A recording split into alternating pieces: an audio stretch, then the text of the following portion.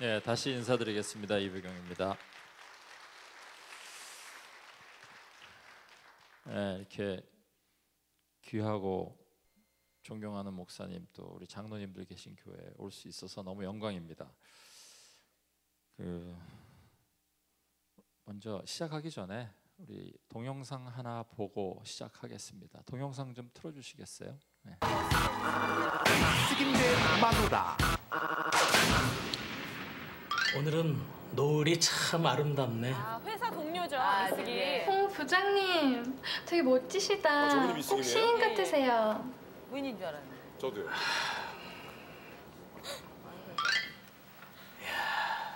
오늘따라 노을이 정말 아름답네. 이 인간이 미쳤나? 야, 재밌는데. 어머, 왜 선물이에요? 와이프 거 하나 샀어?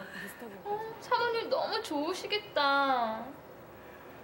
선물 앞에서 좋으시겠다. 저거죠. 이 인간이 미쳤나? 저 합창을 하고 계세요, 지금.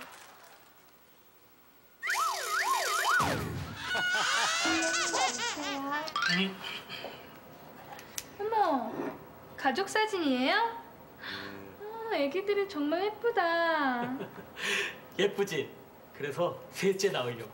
진짜요? 몰라요. 좋겠다. 좋으시네. 사모님은 뭘 하세요? 어? 셋째? 이 인간이 미쳤나? 야! 좀 조용히 좀 해! 정신 사람 죽겠어 지금! 나 꼬라고. 얘들이?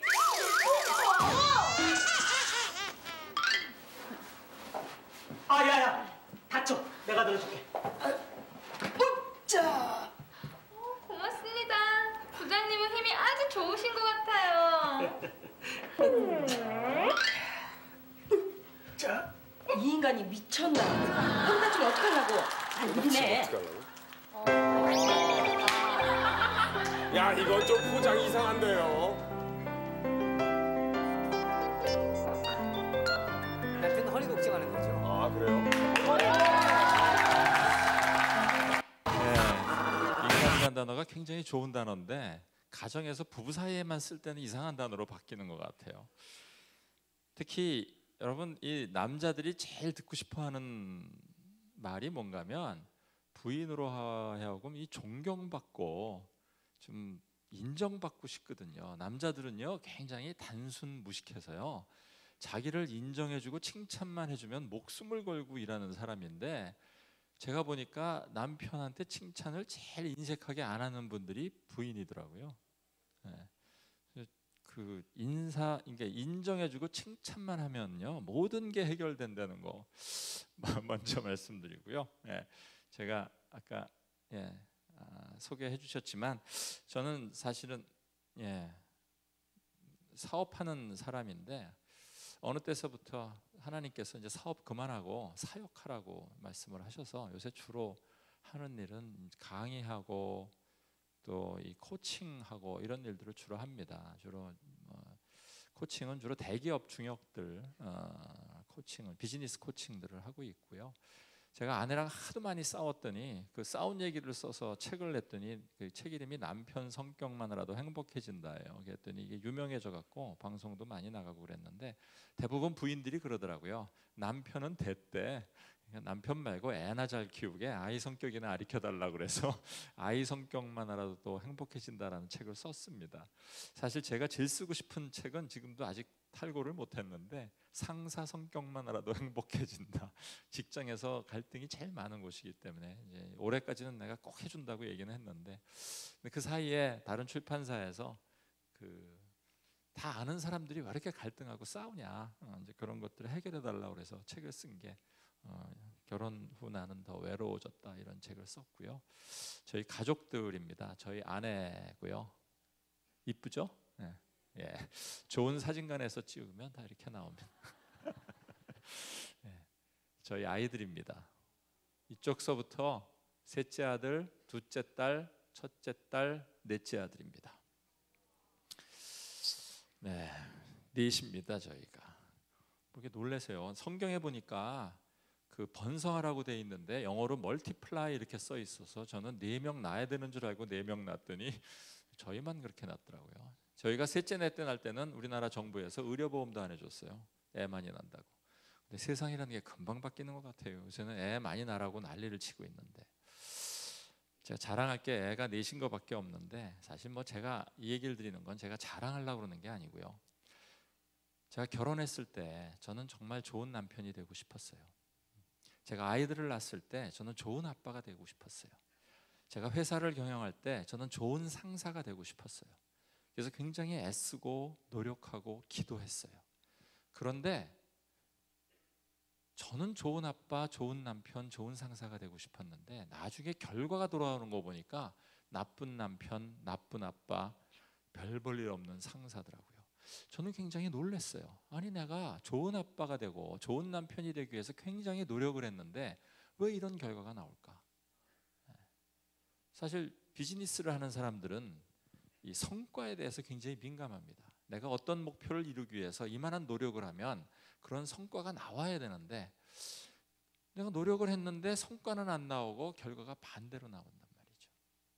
저는 큰애 둘째하고 셋째 넷째가 이제 나이 차이가 많이 나는데, 큰애 둘째 키울 때는 이렇게 키웠어요. 정말 우리 아이들이 훌륭한 이 시대의 리더, 크리스찬 리더가 돼야 되고, 이 약속도 잘 지키고 이런 사람이 돼야 된다고 생각해서 굉장히 잘못하면 혼내줬어요.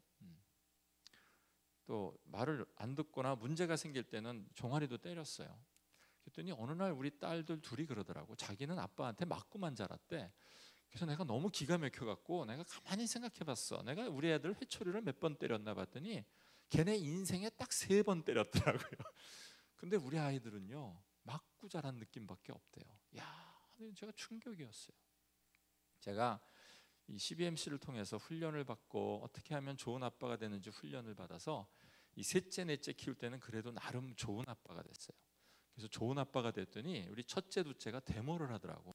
치사하게 자기 때는 나쁜 아빠가 셋째 넷째 키울 때는 좋은 아빠가 돼서 비겁하다고.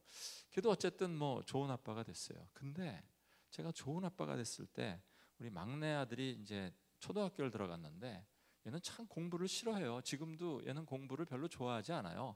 그래서 지금 고3인데 얘가 공부를 내려놓으니까 집안이 편하더라고요. 얘는 자기 엔터테이너 한대. 그래서 그러라고 그랬어요. 제가 뮤지컬 하겠대요. 그래서 열심히 지금 뮤지컬 하고 있어요. 근데 얘가 초등학교를 들어갔는데 제가 공부하기를 싫대요. 그래서 제가 이렇게 얘기했어요. 네가 공부를 안 하면 네가 원하는 대학을 갈 수 없잖아. 네가 원하는 대학을 나오지 못하면 네가 좋은 직장을 가질 수가 없잖아. 네가 좋은 직장을 갖지 못하면 네가 돈을 벌고 성공한 인생을 살 수가 없어. 그럼 너는 불행하게 되는 거잖아 하고 굉장히 부드럽게 애를 설득하더라고요. 저는 제가 좋은 아빠인 줄 알았어요. 근데 나중에 제가 코칭을 배우고 나니까 말만 부드럽게 하지 내 생각은 똑같더라고요. 공부 안 하면 안 된다는 거를 혼내는 것과 부드럽게 얘기하는 것만 다르지 내 생각을 강요하는 데는 차이가 없더라고요. 제가 나중에 알았어요. 왜 공부를 잘해야 행복한가요? 최근에 보니까 대한민국을 행복하게 해주는 사람 치고 공부 잘하는 사람은 난 못 봤어. 다 운동 잘하고 무슨 아이스 스케이트 잘 타고 뭐 이런 사람들이 대한민국을 행복하게 해주더라고요. 돈도 무지하게 벌더라고요. 보니까 제가 보니까 제가 좋은 아빠라고 해서 말만 부드럽게 하지 정말 그 아이 눈높이에 맞춰서 그 아이의 인생을 생각하고 그 아이의 인생을 존중해 주지 않더라고요. 제가 그래서 코칭을 배우고 이제는 코치 아빠가 되기를 원해요. 코치 남편이 되길 원하고 코치형 리더, 코치형 상사가 되길 원합니다. 그래서 제가 오늘 그런 얘기들을 여러분하고 짧은 시간이기 때문에 많은 얘기는 할 수 없지만 간단하게 얘기를 좀 나눴으면 좋겠어요. 제가 얼마 전에 어떤 분한테 글을 하나 받았어요. 그 글에는 이렇게 쓰여 있었어요. 지금 내 가까이에서 나와 함께 있는 사람과의 관계에 성공하지 못한다면 다른 사람들에게 아무리 인기가 많다 한들 그 인생은 결국 실패한 인생이다. 굉장히 공감하는 말이에요. 정말 나와 가까이 있는 사람들과의 관계에서 성공하지 못하고 밖에 나가서 성공해서 수많은 사람들의 존경을 받는다는 게 무슨 의미가 있겠어요? 미국의 9.11 테러 사태 때 비행기에서 마지막으로 다들 남겼던 단어들이 다 가족들한테 안부 전화하고 사랑한단 말 전해달라고 이런 것들밖에 안 하는데, 그래서 제가 보니까 가장 중요한 관계가 뭐예요? 부부 관계죠. 다 알아요 우리가. 두 번째로 중요한 게 보니까 부모 자녀 관계더라고요. 세 번째로 중요한 거 보니까 회사에서 있는 뭐 상사, 부하 동료, 아니면 교회, 이런 공동체에 있는 관계더라고요. 근데 제가 보니까요, 가장 많이 싸우는 사이가 부부 사이더라고. 두 번째로 많이 싸우는 게 부모 자녀더라고. 세 번째 많이 싸우는 게 보니까 회사나 어떤 교회 공동체더라고. 하나님께서는요, 가장 사랑해야 될 순서를 부부, 부모, 자녀, 이웃 이렇게 만들어줬는데 우리는 그 사람들하고 제일 많이 싸우고 있다는 거죠. 도대체 왜 이런 일이 일어날까? 사실 뭐 이 내용 모르시는 분이 어디 있어요? 다 알잖아요. 저도 다 알고, 저도 아내랑 행복하게 지내고 싶은데 아내랑 조금만 지나면 갈등이 생기고 싸우고 그런단 말이죠. 저희 아내가 그 한 5년 전서부터 미국에 공부도 하러 가고 뭐 왔다 갔다 하고 미국에 비즈니스들이 많이 있어서 해외를 자주 나가요. 그럼 아내가 나가면요, 저는 이제 조용하고 정리된 환경을 되게 좋아해요. 그래서 저는 혼자 집에 있어도 항상 주변이 깨끗하게 정리가 돼 있고요. 제가 움직이는 동선이 뻔하기 때문에 모든 게 깔끔하게 돼 있는데, 우리 아내가 오기만 하면 그 다음 날서부터 온 집안이 폭탄 맞은 집으로 변해요. 제가 한 며칠은 아내가 보고 싶으니까 참다가 한 일주일 전하면 이제 스트레스가 여기까지 올라갔고, 야, 좀 정리 좀 해라. 그럼 우리 아내가 뭐라 그러는지 알아요? 그럼 도로 갈까? 아내랑 행복하게 같이 지내고 싶은데 아내하고 항상 갈등들이 많은, 도대체 이 원인들이 뭘까? 이런 것들을 오늘 저하고는 좀 나누고 싶어요. 아까도 얘기했지만 우리나라 그 결혼 참 문제입니다. 얼마 전에 지금 다시 결혼한다면 지금의 배우자와 결혼하겠습니까? 하는 질문을 했어요. 혹시 여기 부부가 계신다면 제가 질문하는 거 아니니까 대답하지 마세요. 굉장히 골치 아파요. 지금 대답하면 여러 가지 문제가 생기니까 그냥 통계 자료만 보시면 됩니다. 이 성인 남녀한테 쭉 조사를 했어요. 그랬더니요, 남성의 53%는 다시 결혼하겠다고 대답했어요. 지금의 배우자하고. 문제는 여자입니다. 여자는 몇 프로가 다시 결혼한다고 얘기했을까요? 10%? 20%? 여자는 72%가 죽어도 안 한다고 대답했어요. 나머지 28% 중에서 고민하겠다는 사람 빼면 뭐 한 10% 될까요? 무슨 얘기인가 하면, 부부싸움을 지지고 볶고해서 남편도 다시는 저 인간하고 결혼하지 않겠다고 결심하고 부인도 다시는 저 인간이랑 결혼하지 않겠다고, 그런 부분 말고 그래도 어느 정도 행복하게 사는 것 같아가지고 남편은 부인이랑 다시 결혼하겠다고 생각하는 부부 중에, 그 남편 중에 5명 중에 4명은 착각 속에 사는 거죠. 자기도 다시 결혼할 것 같으니까 우리 부인도 나랑 다시 결혼할 거다 이렇게 생각하지만 절대로 그렇지 않아요. 제가 물어봤어요, 여성분들한테. 도대체 왜 결혼을 후회하십니까? 그랬더니요, 성격 차이가 44%예요. 그래서 제가 또 물어봤어. 그러면 그 남편 성격이 결혼 전에는 이랬는데 결혼을 땡 하는 순간 확 바뀌었습니까? 하고 물었더니 아니래. 그 성격이 그 성격이래. 근데 도대체 결혼 전에는 이 남편 아니면 못 살겠다고 죽자사자 결혼한 그 남편이 성격이 왜 결혼만 하면 힘들어질까?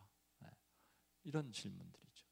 제가 미국의 교회에서 3일 동안 이 성격과 코칭 갖고 집회하면서 강의를 쭉 했더니 거기에 한 분이 이렇게 얘기하시더라고요. 자기는 그 목사님 사모님이신데 그분이 이렇게 얘기하시더라고요. 자기는 대답할 게 있대. 그래서 어떻게 대답하시겠어요? 그랬더니 이렇게 훌륭한 분을 제가 또 다시 모시고 사는 게 너무나 미안해서 다른 분한테 양보하겠다고. 그래서 제가 한참 웃었어요. 부부만 문제가 아니에요. 얼마 전에 가출 청소년 조사를 했더니요, 가출 청소년이 가출한 이유가 55%가 부모와 소통이 안 돼서 가출했대요.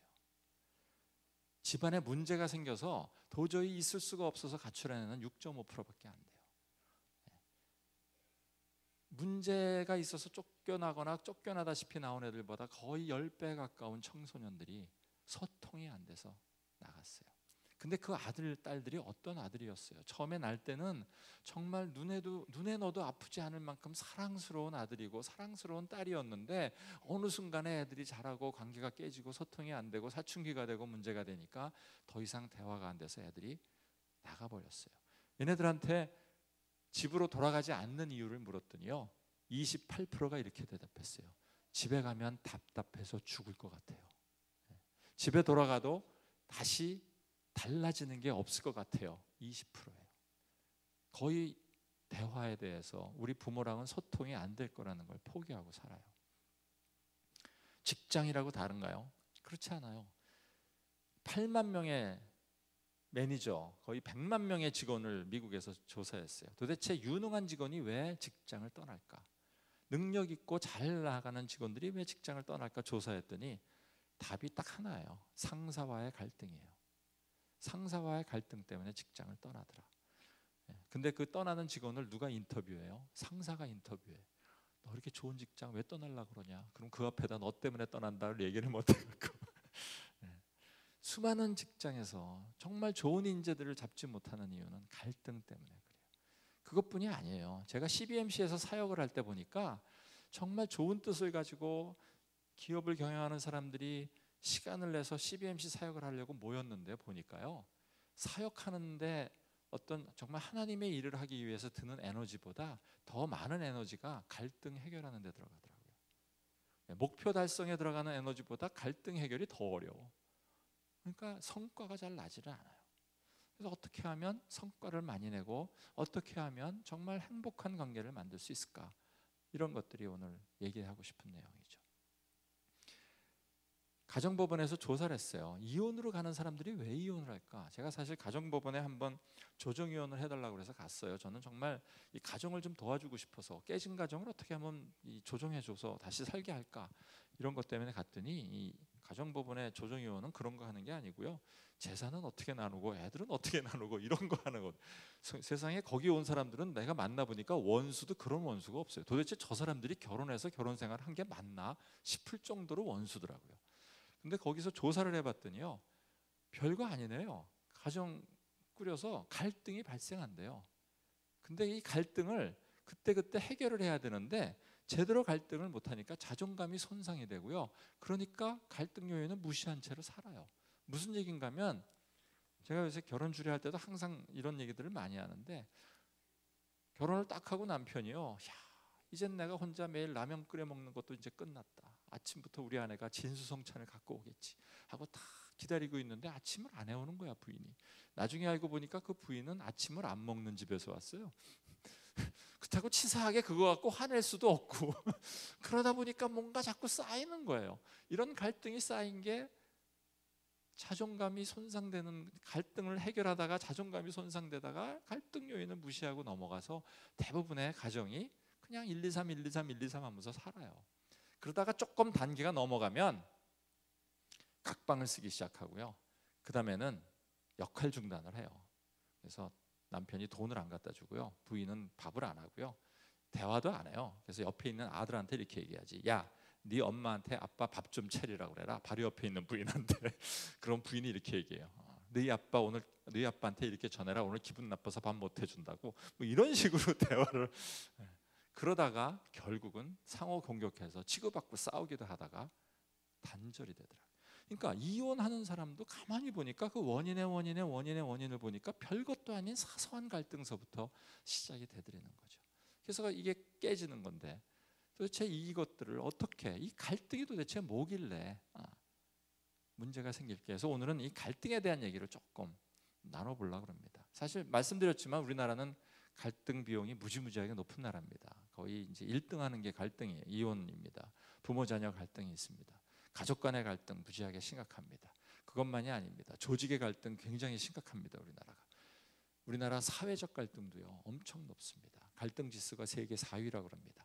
갈등 비용이요 300조래요. 300조. GDP의 27%나 됩니다. 저게 꽤 오래된 자료인데 지금은 아마 더 올라갔을지도 모르겠어요.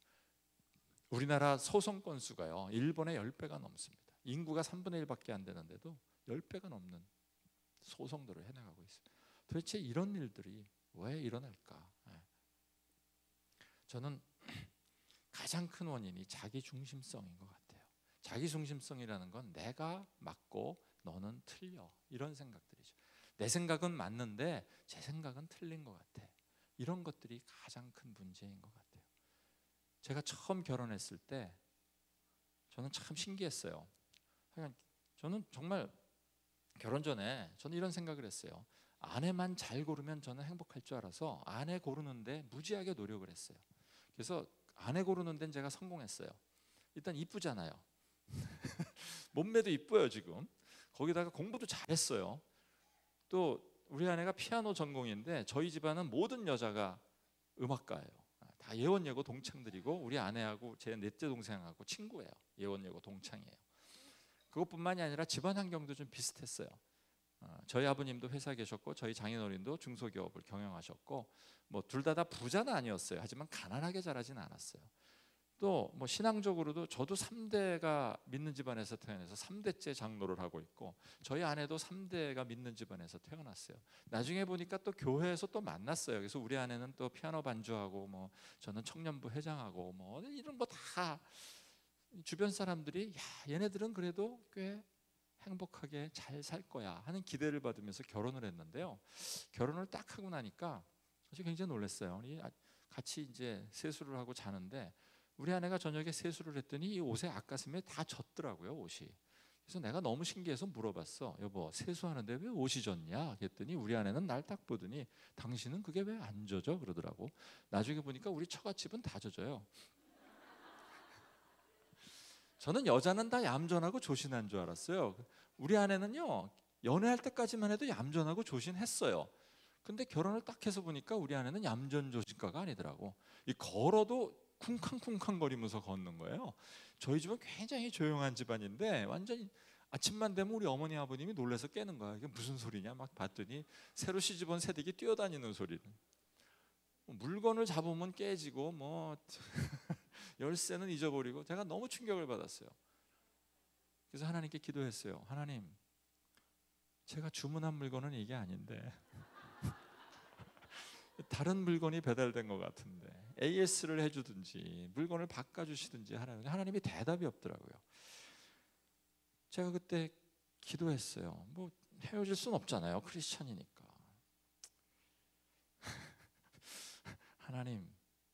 하나님 형상대로 만들었다며요. 하나님 형상대로 만들었는데 어떻게 저런 물건이 나올 수가 있어요? 제가 생각해도 이해가 안 되더라고요. 근데 제가 공대 엔지니어니까 제가 답을 찾았어요. 아, 그렇구나. 공장에서도 물건을 만들다 보면 한 1~2% 정도 불량품이 나오는데 하나님도 하나님 형상대로 만들다 보가 이 불량품이 하나 나왔겠구나. 그래갖고 제가 이 불량품이면 고쳤어야 되니까 아내를 고쳐보려고 참 노력을 많이 했어요. 근데 우리 아내라는 물건은요, 고치면 고칠수록 더 망가지는 거예요. 그래서 제가 처음에 참 고생을 많이 했어요. 굉장히 힘들었어요.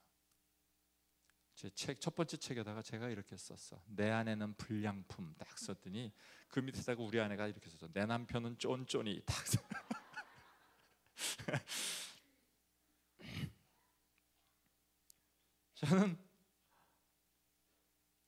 저는 그리고 갈등을 많이 하다가 한 10년 정도 지나서 제가 이 성격에 대해서 공부할 기회가 있었어요. 저는 그때 처음 알았어요. 사람은요, 하나님의 형상대로 만들었다고 다 똑같이 만든 게 아니라는 걸 그때 알았어요. 하나님의 형상이 너무 크고 많아서 우리가 그걸 다 가질 수가 없어서 그 중에 일부만 가졌는데 어떤 사람은 이런 일부 갖고 어떤 사람은 저런 일부를 가져갖고 너무너무 다른 거예요. 전 그때 충격을 받았어요. 아니, 그래도 인간이 최소한 비슷하게 생각하고 비슷하게 행동할 줄 알았는데 인간은요 정말 너무너무 다르게 생각하고 너무너무 다르게 행동한다는 걸 그때 깨달았어요. 그 전까지는 저는 이렇게 생각했어요. 내 생각이 맞고 우리 아내는 틀렸다고 생각을 했어요. 그런데요, 제가 코치 아빠가 되고 코칭에 대해서 배우면서 아, 그렇구나. 우리 아내도 맞구나. 우리 아내도 하나님의 형상대로 창조된 귀한 딸이었구나.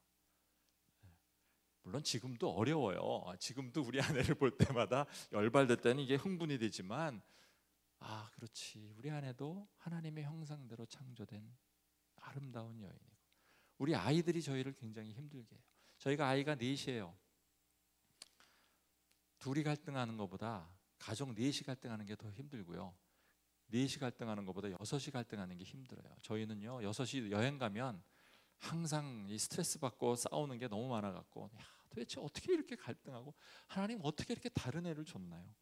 전 굉장히 놀라운 게요, 제가 첫 애를 낳아서 키울 때, 야, 애는 이렇게 키우는 거야 하고 이렇게 배웠어요. 그래서 둘째를 낳았을 때 적용하려고 그랬더니 그게 안 먹히더라고요. 그래서 아, 그래, 둘째는 다르게 키우나 보다. 그래서 둘째 키웠어요. 셋째를 키울 때 애 둘 낳아서 키우면 그래도 이 정도면 프로잖아요. 우리나라에서 둘 키운 사람도 많지 않은데, 셋째한테 키우려고 그랬더니 셋째한테는 또 전혀 안 먹히는 거예요. 완전 다른 놈이 태어났어. 막내한테 또 적용할 때 막내는 더 다른 놈이 태어났어. 하여간 네 놈이 다 달라요. 그래서 저희는 저희 책을 쓸 때 예화를 다른 데서 갖고 올 필요가 없어. 밤낮 우리 부부 싸운 얘기, 우리 아이들하고 싸운 얘기만 쓴 게 우리 책인데, 어쨌든 제가 보니까 제가 우리 아이들 입장에서 걔네들을 존중하지 않더라. 우리 아이들 눈에, 아이들 모습에 하나님의 형상을 발견하도록 애쓰는 게 아니라 우리 아이들이 나하고 다른 거를 화내고 있는 나의 모습을 제가 찾았어요. 우리가 이 관계를 회복하기 위해서 첫 번째로 해야 되는 거는요, 다양성을 인정하고 나와 다른 사람을 하나님의 형상대로 존중할 수 있어야 돼요. 네. 정말 하나님 형상이 보이는데 어떻게 그렇게 대할 수 있어요? 남편한테 하나님 형상이 있는데, 아내한테 하나님 형상이 있는데, 어린 자녀한테도 하나님의 형상이 있는데 우리가 어떻게 그렇게 돼요? 내 말이 맞고 아이 말이 틀렸다고 얘기할 수 있겠어요? 제가 소통을 많이 강의하다 보니까 의사 전달이 안 되는 게 왜 그런가 하면요, 사람은 다 자기는 내가 말한 것으로 평가받는 게 아니라 내가 말하고자 한 의도로 평가받기를 원하는데, 다른 사람은 다 그 사람의 행동으로 평가를 한대요. 다시 얘기하면 내가 개떡같이 얘기해도 찰떡같이 다 알아줄 거라고 생각하는데, 그런 사람이 없어서 갈등하는 거예요. 네, 이 하나님의 형상이 있다는 걸 우리가 항상 기억해야 되는 것 같아요. 그래서 도대체 하나님께서 이 형상을 만들 때 제가 보니까 사람마다 원하는 거를 다 다르게 만들었어요. 이 원하는 게 다르다는 거, 이 내면의 깊은 곳에 코어 니드가 있어요, 우리한테. 근데 그 원하는 게 다 다르더라고요. 이 다른 것들을 이해하지 않으면 갈등이 잘 해결이 안 돼서 오늘 이 얘기를 조금 하고 싶어요. 사실 저는요, 기본 욕구가 안정감이에요. 저는 안정감이 깨지면 굉장히 힘든 사람이에요. 그래서 주변도 잘 정리가 되길 원하고, 우리 아내도 내 옆에 다섯곳이 앉아 있으면 굉장히 행복해요. 근데 불행하게도 우리 아내는 코어 니드가, 기본 욕구가 자유함이에요. 그래서 우리 아내는 내 옆에 다섯곳이 앉아 있으면 이 자유함의 욕구가 깨지기 시작해요. 그래서 우리 아내가 내 옆에 다섯곳이 앉아 있으면 자유함의 욕구가 깨져서 이 자유함의 욕구를 얻기 위해서 날아가 버리면 저는 안정감의 욕구가 다시 깨져요. 그래서 저희 부부는 같이 있으면 둘 중에 한 사람은 갈등하게 돼 있어요. 하나님이 그렇게 만드셨어요. 그럼 제가 다른 여자랑 결혼하면 행복할 거냐? 아니요. 다른 욕구가 있는 여자를 또 만나서 서로 다른 거 갖고 싸우겠죠. 제가 이 결혼 안 한 청년들한테 많이 얘기해. 어떤 남편, 어떤 부인을 고르면 돼요? 그래서 그럼 항상 그렇게 대답해요. 다 그놈이 그놈이고 그 여자가 그 여자니까 어차피 다 싸울 거니까 그냥 웬만하면 그냥 결혼하고, 사람 고를 때 들이는 에너지를 낭비하지 말고 결혼해서 행복하게 사는데 에너지를 들여라. 이런 얘기를 해요. 왜냐하면 인간은 기본 욕구가 다르기 때문에 갈등할 수밖에 없어요. 이 기본 욕구는요, 굉장히 강렬하기 때문에 우리가 알지 못해도 우리 내면에서 우리를 굉장히 강하게 끌고 가요. 마치 물과 공기 같아서 없으면 죽을 것 같은 거예요. 그래서 사람들은 이 욕구를 충족하기 위해서 그쪽으로 갈 수밖에 없는 거예요. 막 그쪽으로 가게 돼 있는 거예요. 근데 굉장히 재밌는 거는 아까 얘기했듯이, 결혼하게 되면 결혼 전에는요 다 상대방 욕구를 충족시켜 주려고 애쓰다가 결혼을 땡 하는 순간 이제 더 이상 내가 욕구 충족은 안 해준다, 이제는 내 욕구를 충족해, 이렇게 생각해요. 사랑하니까, 사랑하는 사람이니까 내가 원하는 걸 해줄 걸 기대하기 시작해요. 그러니까 서로 내 욕구를 채워달라고 싸우다가 부부들이 갈등하는 거죠. 또 하나 굉장히 문제는요, 많은 사람들이 다른 사람도 다 자기 같은 욕구가 있는 줄 안 되는 거예요. 아까 얘기했듯이 저는 안정감이 제 욕구라서 저는 우리 아내가 안정적인 환경에서 차분하게 있으면 행복할 거라고 생각을 했는데 우리 아내는 안정된 환경에서 차분하게 앉아 있으면 자유함의 욕구가 깨져서 힘든 거죠.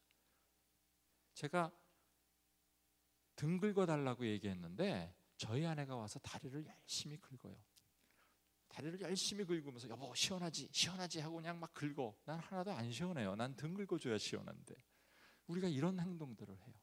상대방이 원하는 걸 해준다 그러면서 그 사람이 원하는 게 뭔지도 모르고 내가 원할 거라고 생각하는 거, 평생 내가 좋아하는 거죠. 칼을 열심히 도와주고는 나중에 화내요. 넌 내가 이렇게 애써서 도와줬는데 넌 왜 행복해하지 않는 거야? 무식한 거죠, 한마디로. 하나님의 형상이 크고 다 다르고 나 중심이 아니라 상대방 중심으로 우리가 생각하지 않기 때문에 그런 것 같아요. 욕구에 대해서 하나만 더 얘기하면 제가 보니까요, 이 욕구는요 세상에서 다 충족이 안 되더라고요. 2%가 부족하더라고요. 이 부족한 2%는 하나님 안에서 우리가 해결하셔야 되는 것 같아요. 욕구에는 많은 종류가 있어요. 불교에서는 5욕을 얘기하죠. 그래서 뭐예요? 이 수면욕, 식욕, 성욕, 재물욕, 명예욕 이렇게 5가지를 얘기해서 이거를 없애야 뭐 열반에 들어간다 뭐 이렇게 얘기하죠. 뭐 수많은 일, 메슬로의 5단계 욕구도 있고 사랑의 5가지 언어도 있고 다 원하는 얘기들이에요. 남자 여자 욕구, 남편과 아내의 욕구, 성격에 따라 다 다른 욕구들이 있어요. 이걸 다 제가 얘기할 수는 없으니까 그냥 책 사서 보세요. 그냥 나머지 못하는 거는. 하지만 이런 게 있다는 건 여러분들이 아셔야 돼요. 제일 첫 번째가 남자 여자가 달라요. 창세기에 보면 남자는 왜 만들었어요? 하나님께서 남자 뭐 시키려고 만들었어요? 에덴 동산지기 만들라고 생각했어요. 그래서 남자는요 태어날 때서부터 이 일중심이에요. 문제 해결을 하고 싶어하는 사람들이. 근데 여자는 왜 만들었어요? 남자가 외로워하니까 옆에서 돕는 배필로 만들었어요. 여자는 그래서 만들어질 때부터 관계 중심으로 만들어졌어요. 그래서 남자들은요 항상 큰 일을 좋아해요. 새로운 일을 좋아해요. 사냥을 가도요 그냥 날마다 토끼 잡으러 다니는 건 양이 안 차.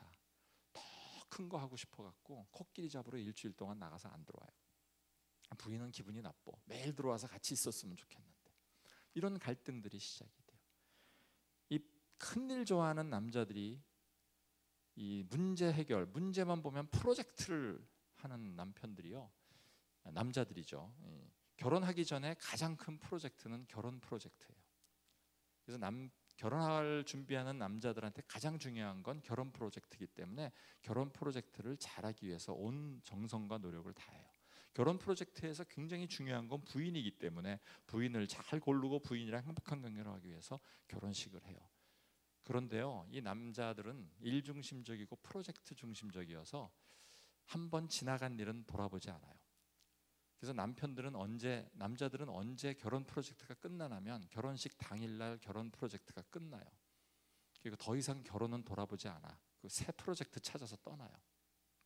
근데 부인들은요 관계 중심이어서 결혼 전에 계속 뭘 생각하냐면 이 결혼이 행복할까? 이 남자가 날 행복하게 해줄까? 고민하다가 결혼식 딱 하는 순간 그래 이제 결혼했으니까 아름다운 가정을 만들어야지 하고 결심을 하는 남편은 떠났어.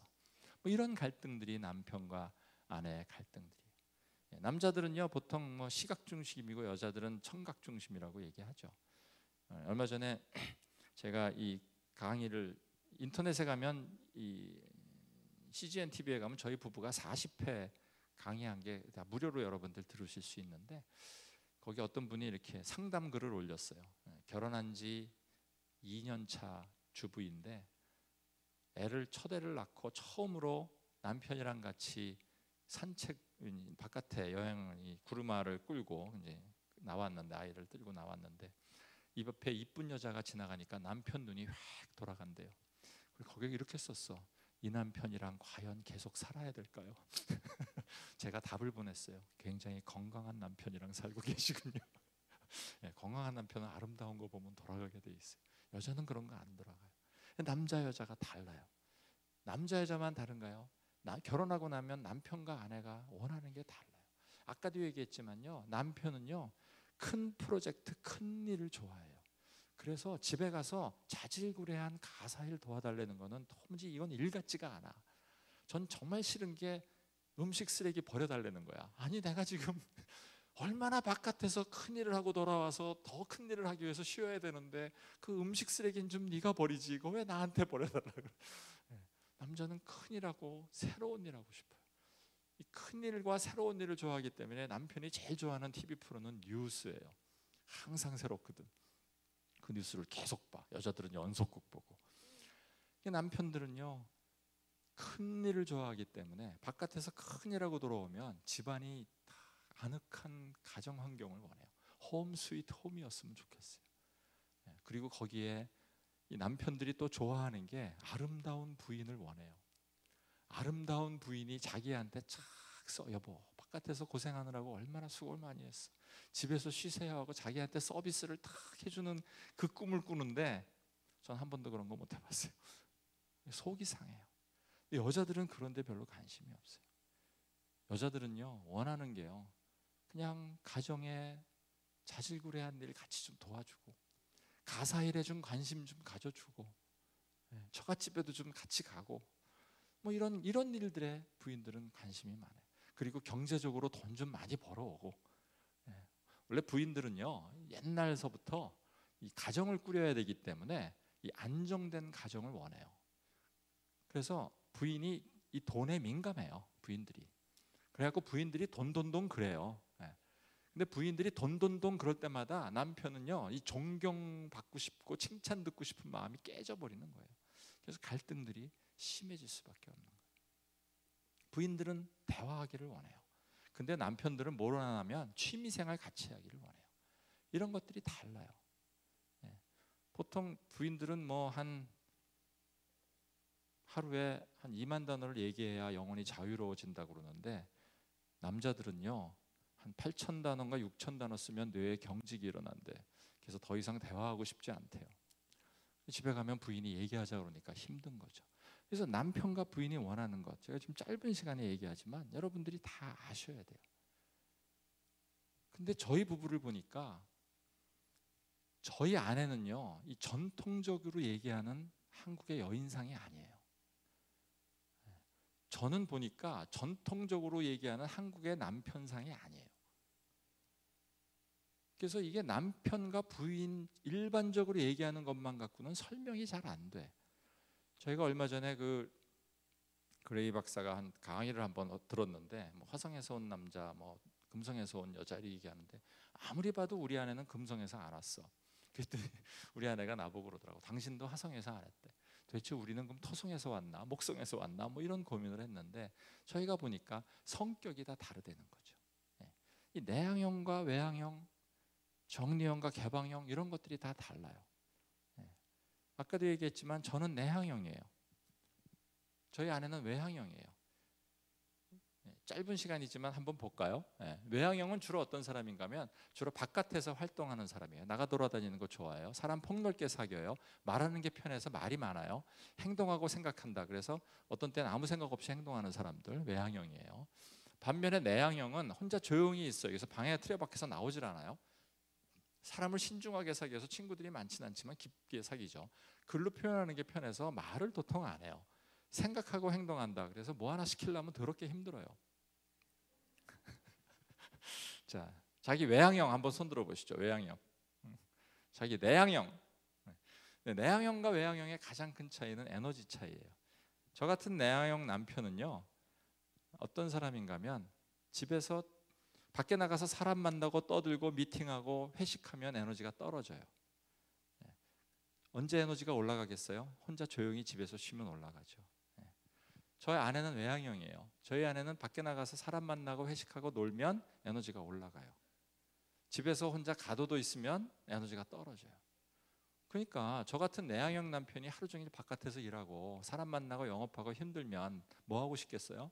집에 가서 쉬고 싶죠. 그럼 집에 일찍 가요. 내향형 남편들은 너무 일찍 와서 문제예요. 그럼 집에 누가 있어요? 하루 종일 혼자 심심하게 기다리고 있는 외향형 부인이 있는 거죠. 빨리 와서 나랑 놀아야 내 에너지가 올라가는데 딱 남편이 와서 어머 여보 왔어 막 뛰어나오는데 이 남편 얼굴이 어때요? 딱 굳어서 아무 얘기도 안 하죠. 말을 안 해요. TV를 다 켜요. 왜 켜는지 아세요? 말 시킬까 봐. 대부분의 외향형들은요, 상대방의 분위기가 좀 이렇게 다운돼 있으면 저 분위기를 내가 무슨 짓을 해든지 올려야 된다는 강한 책임감을 느껴요. 그래서 그 남편 앞에서 재롱을 떨기 시작해. 남편 분위기 업 시켜주려고. 재롱을 떨면 떨수록 남편은 더 에너지가 떨어져. 쉬지 못하니까. 부인은 안 놀아주니까 더 에너지가 떨어져서 그날 스트레스 둘 다 끝까지 올라가요. 끝까지 스트레스가 올라간 부부가 뭐 하겠어요? 걸리면 터져요. 그전에는 그런 거 갖고 안 싸워요. 근데 그날따라 너무 힘드니까 그냥 걸리면 터지는 거야. 야, 저거는 지난주에 치우라 그랬는데 왜 아직 안 치웠니? 이런 날 그날 뒤집어지는 날이에요. 그러니까 별거 아니에요. 이 에너지만 이해하면 되는데 이런 것들이 해결이 안 되는 거예요. 정리형과 개방형도 달라요. 저는요, 정리형이에요. 정리형 사람들은 정리가 되어 있어야 마음이 편한 사람이에요. 저희 아내는 개방형이에요. 저희 아내는 정리돼 있으면 답답하대. 그러니까 항상 싸워요. 제가 그 강의를 하러 우리 아내랑 같이 가는데 요 전에 타고 다니던 차에 이 꼬다리가 차에 나와 있어요. 이 엠블림이라고 그러죠. 근데 청소하는 친구가 그걸 눕혀놨어. 근데 어제까지 이렇게 눕혀진 차를 타는 게 전혀 문제가 없었는데 오늘 강의에 늦어갖고 빨리 아내랑 운전하고 가야 되는데 이게 눕혀져 있는 걸 보는 게 그렇게 걸리더라고요, 마음에. 그래서 우리한테 얘기했어. 야, 차 좀 세우고 이거 좀 세워놓고 가자. 그랬더니 우리 아내가 뭐라 그래요? 아니 바쁜데 그냥 가지 그게 뭐가 문제냐. 아니 나는 힘들어 죽겠는데 우리 아내가 뭐가 문제냐고 그래요. 제가 부부 모임을 많이 할 때 한 예인데 우리 집에 왔던 남편이 30분 동안 너무 힘들어하는 거예요, 앞에서. 그래서 제가 30분 만에 물었어. 어디가 아프세요? 하고 얘기했더니 내가 아픈 게 아니고요, 지금 장롱에 넥타이가 삐져나왔는데 저 넥타이 때문에 내가 견딜 수가 없대. 그래서 제가 속으로 이렇게 얘기했어. 야, 나도 정리형이지만 넌 정말 너무하다. 그놈의 넥타이가 뭐가 문제냐. 근데 그 사람한테는 그게 문제예요. 그래서 상대방이 야, 그 때문에 힘들다 그러면 터달지 마세요. 아니 그 힘든 이유를 설명해봐. 나도 이유를 모르겠는데 내가 그걸 어떻게 설명해요? 그냥 야 힘들구나 하고 해주시면 되는데 그걸 안 해주고 싸워요. 아까도 얘기했지만 저희 아내는 개방형이에요. 저는 내향형이라서 집에 쉬기 위해서 들어오는데 집에 쉬려고 들어가서 현관문을 딱 열었는데 현관문 앞에 아내가 코트를 벗어놨어. 그걸 보는 순간 혈압이 콱 올라가는 거야. 그래서 아내를 불러다가 야 도대체 여기를 왜 코트를 놨니? 얘기했더니 우리 아내가 뭐라 그래요? 아니 이게 언제부터 여기 있었어? 치우면 될 거 아니야? 그러고 여기다 갖다 놔. 거기다 왜 갖다 놓니? 그럼 여기다 놓으면 될까? 절대로 옷걸이에 안 걸어. 그래서 왜 안 거니? 얘기했더니 금방 나간대.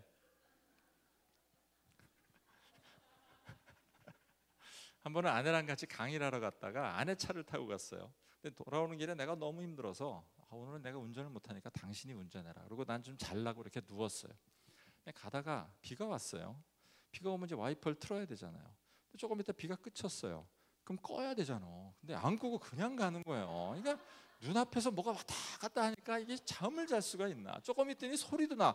끼익 하는데 우리 아내 아무 생각 없이 가는 거예요. 그래서 내가 너무 기가 막혀서 아내한테 여보 저거 좀 꺼라. 안 보이니? 그랬더니 이게 언제 켜졌어? 그러는. 여러분 기억하세요. 개방형은 안 보인대요. 안 보인대요. 와, 인간이 뚫린 두 눈으로 이게 어떻게 안 보이니? 얘기해도 소용없어요. 안 보인대요. 안 보인대요. 개방형이 안 보였다 그러면 토달지 마세요. 안 보였구나. 굉장히 힘들어요. 하지만 넘어가셔야 돼요. 이런 갈등들이 우리한테 끊임없이 일어날 수밖에 없는 거죠.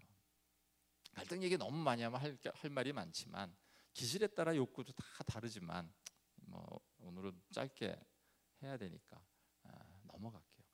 첫 번째가요. 그래서 여러분께 부탁드리는 건 첫 번째가 사람은 다 다르다. 하나님의 형상은 다 다르다. 절대로 똑같지 않다. 그리고 다른 게 틀린 게 아니다. 그 안에 하나님의 형상이 있다는 걸 여러분들이 아셔야 돼요.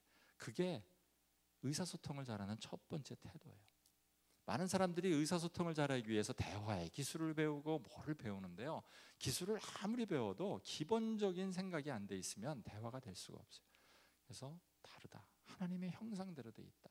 그리고 그 다음에 그 안에서 여러분들이 원하는 것을 얻는 대화 기술을 배워야 돼요. 특별히 저는 여러분들이 다 이 코칭 대화 기술을 많이 배웠으면 좋겠다고 생각해요. 제가 코칭을 강의하고 코치들을 훈련시키고 코칭을 하기 때문에 말씀드리는 게 아니라 제가 대화 공부를 하다 보니까 코칭을 만났는데 정말 이 코칭은 정말 사람들의 대화를 부드럽게 해주는 기술이구나 하는 걸 배웠어요. 여러분 여기서 왜 기술이라고 얘기하는 줄 아세요? 대화는 기술이에요. 왜 기술인 줄 아세요? 기술은요 머리로 배우는 게 아니에요. 기술은 연습해야 배우고 훈련해야 배우는 거예요. 제 강의를 듣고 금방 대화가 달라지지 않아요. 내가 오늘서부터 좋은 대화를 써야지, 내가 칭찬을 해야지, 내가 감사하는 표현을 해야지 결심한다고 되는 게 아니에요. 왜냐하면 이거는 훈련을 받아야 되고 그 훈련이 나한테 습관같이 되지 않으면 안 돼요. 그래서 이것을 기술이라고 얘기해요. 이런 대화들, 좋은 대화들은요 우리가 많이 안 써본 언어예요. 많이 안 써본 언어를 뭐라 그러는지 아세요? 이걸 외국어라고 그래요. 그래서 여러분들이 외국어 공부하듯이 좋은 대화를 공부하셔야 돼요. 대화 중에 굉장히 중요한 건 긍정 언어를 쓰는 거예요. 워싱턴의 존 가트너 박사가 이렇게 얘기했어요. 자기는 부부를 만나서 대화해보면 이 부부가 행복하게 살지 갈등을 하고 파경에 이를지 않대. 그래서 어떻게 하냐고 물었더니 그 사람이 부부가 대화하는 단어 중에서 긍정 언어와 부정 언어가 몇 개 나오는지를 세서 긍정 언어가 부정 언어보다 2.9배 1 이상 되면 행복하게 살고 2.9배 1이 안 되면 불행하게 산대요. 여러분은 대화하는데 긍정 언어를 얼마나 많이 쓰세요? 부부 사이에, 부모 자녀 사이에, 회사에서, 교회에서 얼마나 많은 긍정 언어를 쓰세요? 긍정 언어는 여러분들 다 아시잖아요. 뭐 감사합니다, 사랑해요, 뭐 이런 단어들이잖아요. 참 잘했어요, 뭐 이런 것들. 근데 이게 부부만이 아니에요. 컨설팅 회사가 기업을 컨설팅을 했더니요 거기서도 똑같은 경우가 나왔어요. 회사 미팅에서 나오는 단어를 다 조사했더니요 회사 미팅 시에 나오는 긍정 언어가 부정 언어보다 2.9배 1 이상 나오는 기업은 성장하는데 그게 안 되는 기업은 쇠퇴하고 망하더라. 그래서 이걸 로사다 비율이라고 보통 얘기를 합니다. 코칭한다는 건 뭘까? 코칭한다는 거 간단히 설명을 드리면 사람이 본래서부터 갖고 있는 잠재력이 무한하고 그것을 해결할 수 있다고 믿어주는 거예요. 왜 믿어줘요? 하나님의 형상과 하나님이 주신 능력이 그 안에 있다고 믿으니까. 우리가 왜 자녀들한테 함부로 자꾸 시켜요? 못할 것 같으니까. 근데 그 안에 하나님의 능력이 있다고 생각하면 우리는 시키는 게 아니라 잘할 수 있도록 도와주는 거죠. 그래서 코칭한다는 건 사람이 본래 가지고 있는 잠재적 능력이나 무한한 가능성을 최대한 발휘할 수 있도록 세 가지를 해요. 잘 들어주고요, 좋은 질문에서 일깨워주고요, 지지해주고 격려해주는 걸 해서 스스로 갈 수 있도록 도와주는 거예요. 그래서 다시 얘기하면 경청하고 질문하고 칭찬하는 일을 해요. 저희 부부가 이 코칭을 처음 배웠을 때 연습을 한번 해봤어요. 저희 부부가 밤낮 강의하러 다니니까 우리 셋째 넷째 아들이 중학교 초등학교 다닐 때 별로 이렇게 방목을 할 수밖에 없었는데 제가 이 딸들을 키워보니까 전 정말 아버지가 훌륭해서 우리 딸들이 모범생인 줄 알았어. 근데 나중에 셋째 넷째 아들을 낳아보니까 그게 아니라는 걸 제가 확실하게 알았는데 남자애들은요 정말 공부하기 싫어하고 오로지 생각하는 게 게임밖에 없더라고요, 중학교 애들은. 그래서 우리 걔 방에다가 컴퓨터를 놓은 게 아니라 바깥에서 빼놨는데 이제 밖에 나가서 엄마가 나가니까 집에다 전화하죠. 공부 잘하고 있나. 그럼 전화를 하면 이 컴퓨터 옆에 전화기가 있어서 벨이 한두 번 안에 받으면 얘는 컴퓨터 하는 거예요. 근데 얘는 또 머리가 나빠서 그런지 천천히 있다 받으면 되는데 또 그게 안 돼. 얘는 또 그냥 받아. 그럼 엄마는 너 또 컴퓨터 하지? 그러면 안 해? 막 이러면서 매일 싸웠는데 그날 저희가 코칭 언어를 배웠어요. 그래서 거기 있는 대로 읽었어요. 우리 아내가 아내한테 전화를 하고서 이렇게 물었어. 질문이에요. 코칭은 다 질문이에요. 네가 오늘 한 일 중에 가장 잘한 일이 뭐니? 하고 써 있는 걸 읽었어요. 그랬더니 우리 아들이 느닷없는 질문에 당황하더니 엄마가 2주 전서부터 읽으라고 그렇게 얘기했던 책을 드디어 읽기 시작했어. 이렇게 얘기하더라고. 두 번째 질문이 써 있어요. 그러면 네가 오늘 다 하려고 그랬는데 다 못한 게 뭐니? 하고 물었어요. 그랬더니 애가 이렇게 대답해요. 내가 이 책 오늘 다 읽으려고 그랬는데 반쯤 읽었는데 너무 머리가 아파서 잠시 쉬려고 컴퓨터 앞에 게임하러 왔어. 지가 다 불어. 세 번째 질문이 써 있어요. 그러면 네가 오늘 다 하지 못한 걸 다 하려면 넌 어떻게 하면 되겠니? 이렇게 질문을 했더니 얘가 이렇게 대답해요. 나 컴퓨터 30분만 하고 가서 다 읽을 거야. 이렇게 얘기했어요. 그날 밤 11시에 들어왔더니요, 놀랍게 걔가 다 읽었더라고요. 저희가 놀랐어요. 질문 3마디가 애를 바꿔요. 2주 동안 책 읽으라고 그렇게 난리쳐도 안 읽던 놈이 딱 3마디 질문했더니 읽어요. 이 3마디 질문은 굉장히 중요한 코칭 질문이에요. 첫 번째 질문은 마음을 여는 질문이라고 그래요. 코치들은요, 항상 마음 여는 질문을 많이 해요. 네가 오늘 한 일 중에 가장 잘한 일이 뭐니? 지난주에 가장 감사한 일이 뭐예요? 얼굴이 행복해 보이는데 무슨 좋은 일 있어요? 이런 질문들은 사람의 마음을 열어요. 마음이 열려야 대화가 돼요. 대화는요, 마음이 열리지 않은 상태에서는 안 되는 거예요. 두 번째 질문은 우리는 문제 발견 질문이라고 그래요. 그냥 물어보면 돼요. 네가 하고 싶었는데 다 못한 게 뭐니? 사람은 다 알아요. 애들도 자기가 하려고 했는데 못한 게 있다는 걸 알아요. 그래서 그거를 얘기해요. 세 번째 질문은 스스로 문제 해결할 수 있는 질문을 해요. 오늘 하려면 어떻게 하면 되니? 하고 물어보면 되는데 그걸 물어보지 않고 다 일일이 지시하려니까 힘들어지는 것 같아요. 그래서 이런 코칭 대화들을 여러분들이 배우면 좋을 것 같아요. 마지막으로 성경 구절 하나만 다 같이 읽고 마치도록 하겠습니다. 다 같이 한 목소리로 읽을까요? 시작.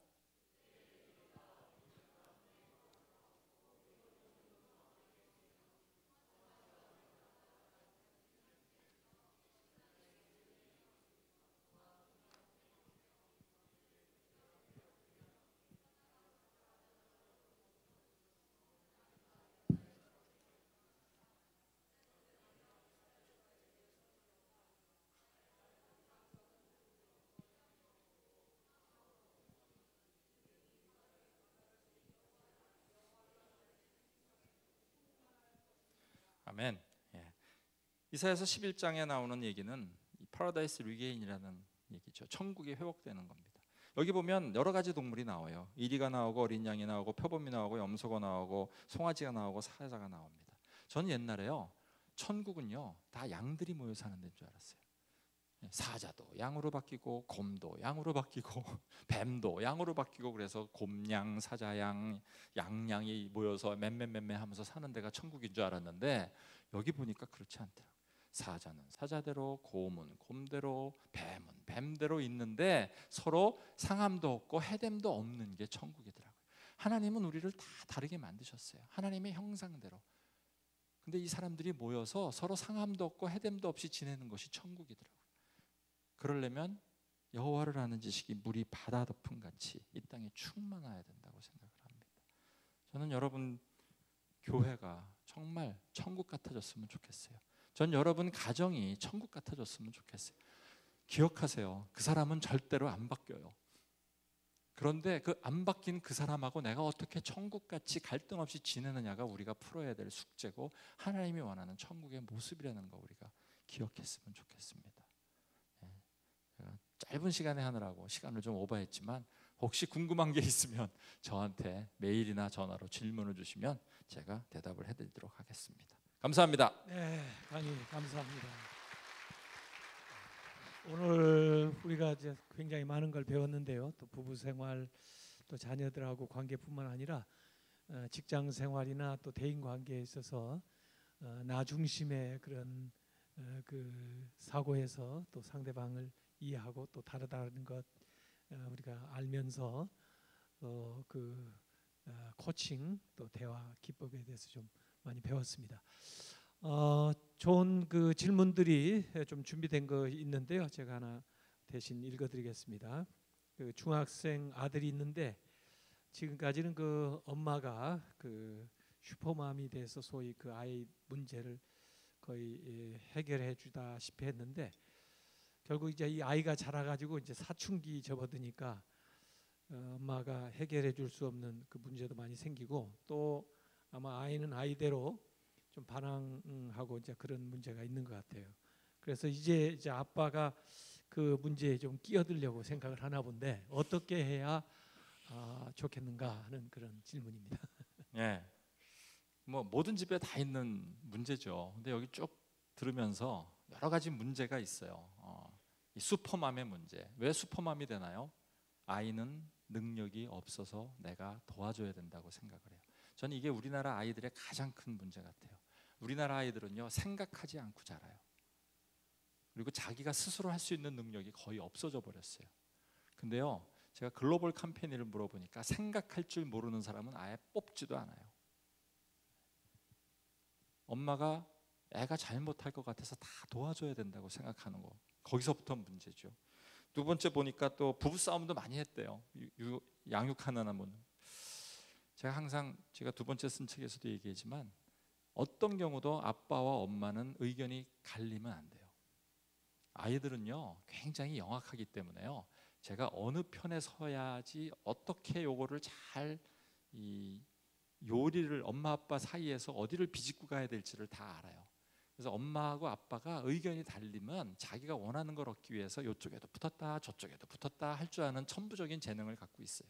그래서 엄마 아빠는 항상 같은 의견이 돼야 되고, 특히 아이 문제로는 가능하면 싸우지 않아야 된다고 생각을 해요.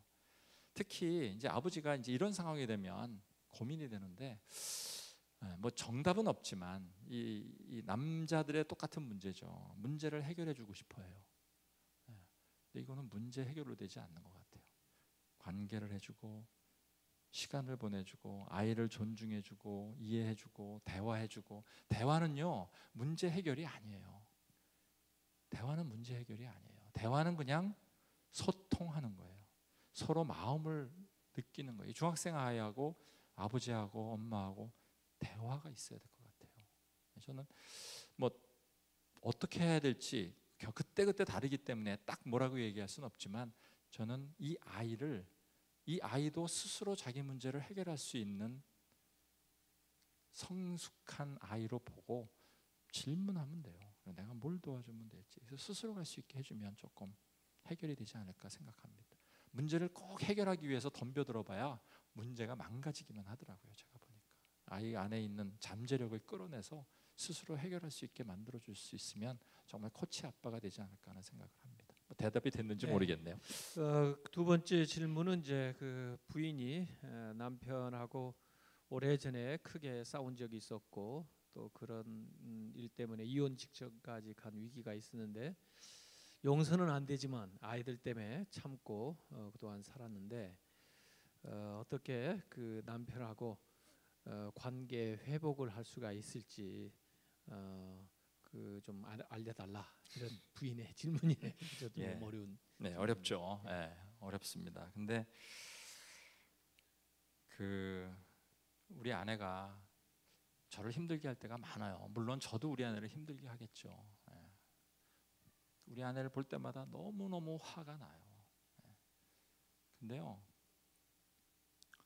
제가 성경을 통해서 깨달은 걸 보니까 사랑은요, 감정이 아니더라고요. 고린도서 13장에 나오는 사랑장에 나오는 어떤 것 중에 여러분 감정이 있나요? 오래 참는 게 감정인가요?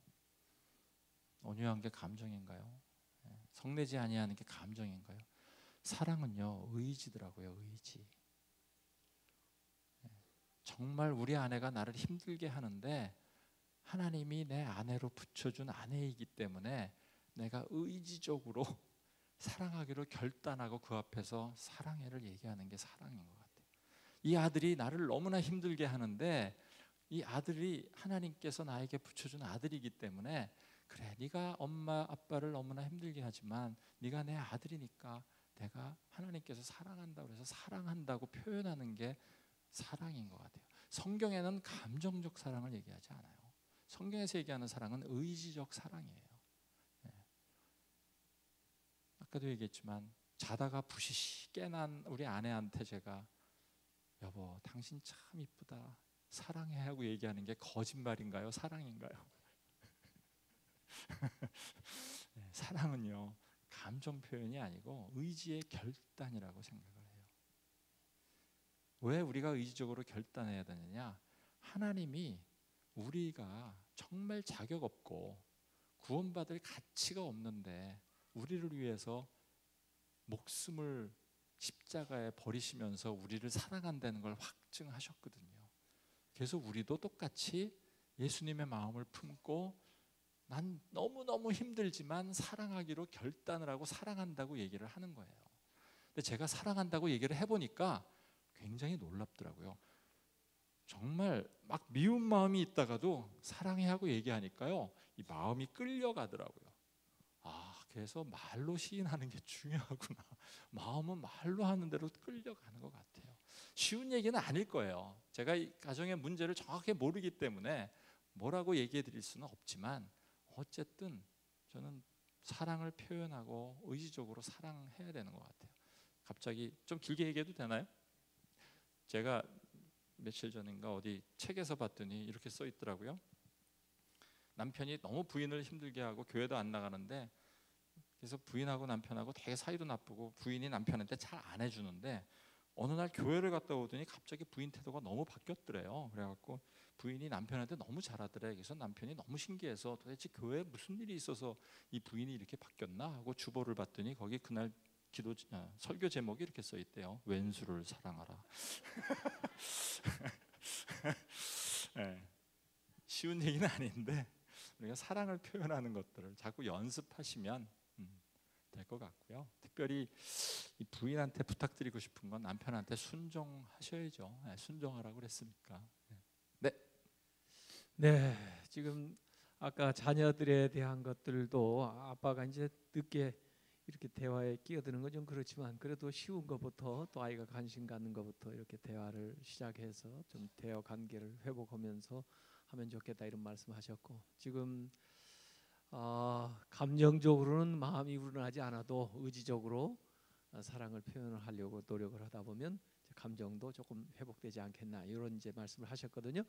또 다른 질문 있으면 질문을 좀 해보세요. 여기 지금 질문 3가지를 모은 건 우리 목회자들이 또 신방도 하고 또 가정들 문제도 조금씩 이렇게 상담도 하고 그랬기 때문에 그걸 수집을 한 것이었었는데, 누가 질문하실 거 있으면은 여기 플로어에서 질문을 하셔도 좋고, 거기 준비한 3번째 질문 이런 거 있습니다. 시댁과의 그 갈등 문제인데, 어떤 보고서에 부부싸움 원인이 남자는 금전 문제, 여자는 시댁 문제라고 한다는데, 그 결혼할 때 부부 간에 서로 친정 부부, 시댁 부모에게 서로 똑같이 잘 해주자, 그렇게 약속하고 아마 결혼했는데, 이 문제가 일어나는 건 항상 그 시집 문제 때문에 부부 관계까지도 어려워지는 것 같아요.